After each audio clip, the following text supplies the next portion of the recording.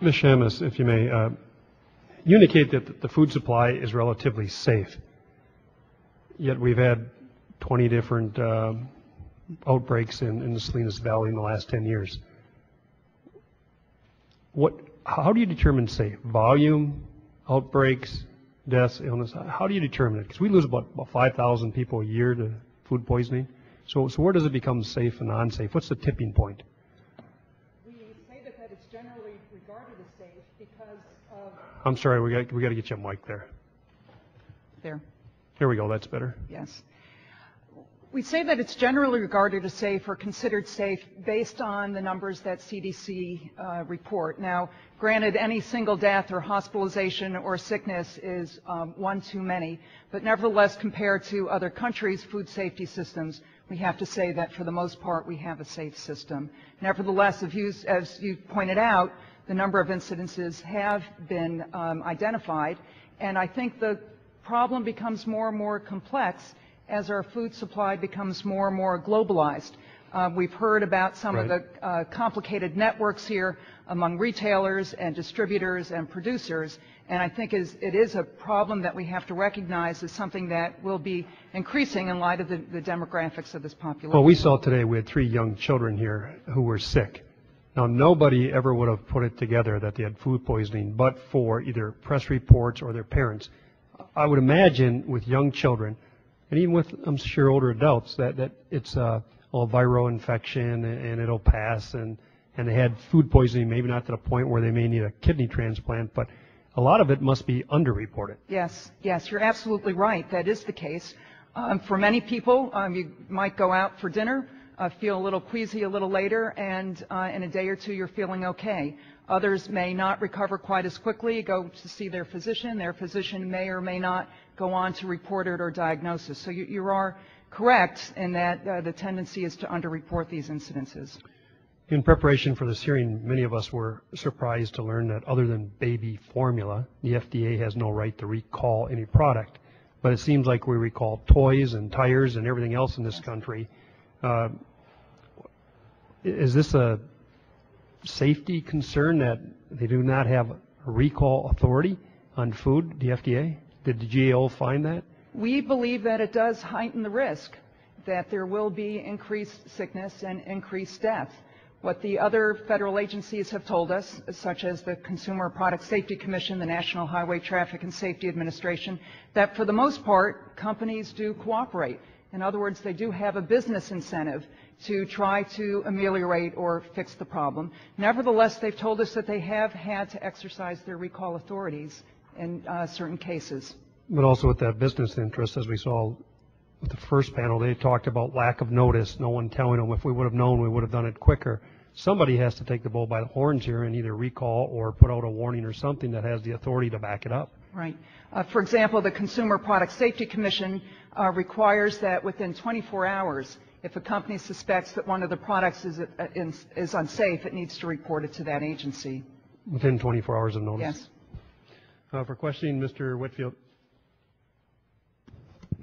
Thank you, Chairman Stupak, and thank you all for being with us this morning.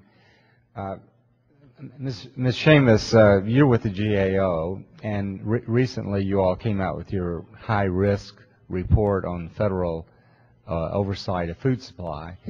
Now, was that a report that was requested by a member of Congress or the Senate, or what is the difference in a high-risk report and a non-high-risk report? GAO has been preparing its high-risk series since the early 1990s, and we prepare for each new Congress as a way of providing them information of what we think are the most pressing issues that Congress should address.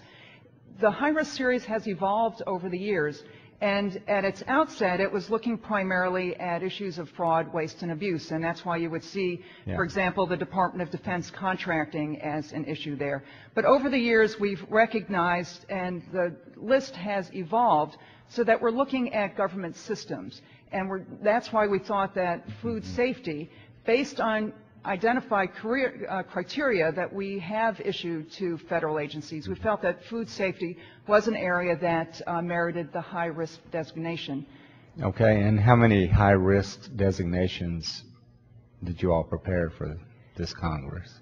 There are close to 30 high-risk issues. So this food safety is high up on your list of problem areas. It is right. Of federal issues, we consider it to be one of the top most important.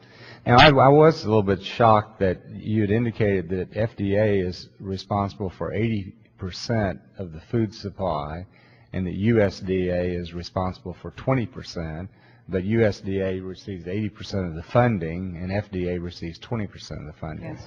Now, would there be any rational explanation for that kind of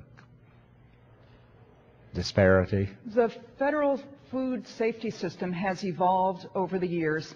It has been piecemeal, has been observed by many people already. It tends to react to a crisis and then attention subsides. So it really is a patchwork, and that's why we say that it's the fragmentation that really is the source of many of the problems. Because you have 15 organizations and 30 separate laws. Yes. Correct? Yes. But the FDA is responsible for the entire food supply with the exception of meat, poultry, and processed eggs. Is that correct? That's right. And yet they only receive 20% of the funding. 20% of the funding, that's right, for inspection activities. Yeah. That's right. And that is the bulk of the federal expenditures. Now, Chairman Stupak had mentioned, and we saw this earlier, that there are mandatory recalls available to the federal government for tires, for toys, for whatever, but there are no mandatory recall available for food. What are the arguments against mandatory recall for food? USDA and FDA could, if they needed to, seize products if they deemed them to be contaminated, and they could retain those products for up to 20 days. After that time period, there would need to be some sort of court injunction to say that the food needs to be condemned. But in this Salmonella Peter Pan peanut butter case, if ConAgra had not recalled that peanut butter voluntarily, the federal government could not have recalled it? No, could not have had the recall authority is strictly voluntary. It would have been up to the companies to disclose that this was happening.